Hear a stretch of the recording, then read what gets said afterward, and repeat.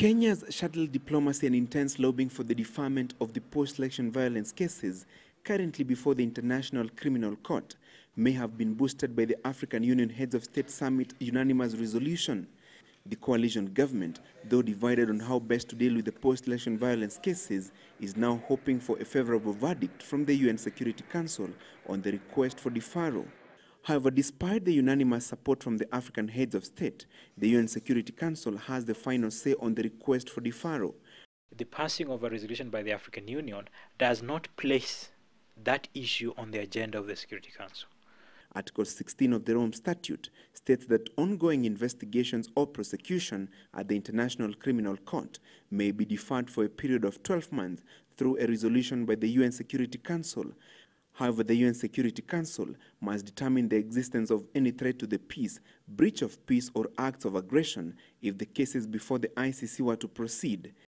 Kenya, in its request, says the government was working on peace and reconciliation among its citizens to avert a repeat of the post-election chaos, and that the ICC process would prejudice these efforts. We are also aware that the primary responsibility in exercising criminal jurisdiction lies with the state. The last time the African Union passed a resolution on deferment of cases before the Hague-based court was in 2009 in respect of indicted Sudanese President Omar al-Bashir.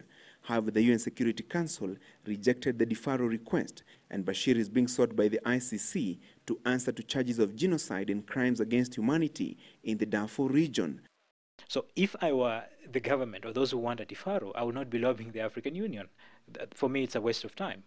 I will be lobbying the 5 permanent members of the Security Council. The UN Security Council has 15 members, 5 permanent members and 10 non-permanent members. The permanent members who have veto power are China, France, Russian Federation, the United Kingdom, and the United States of America.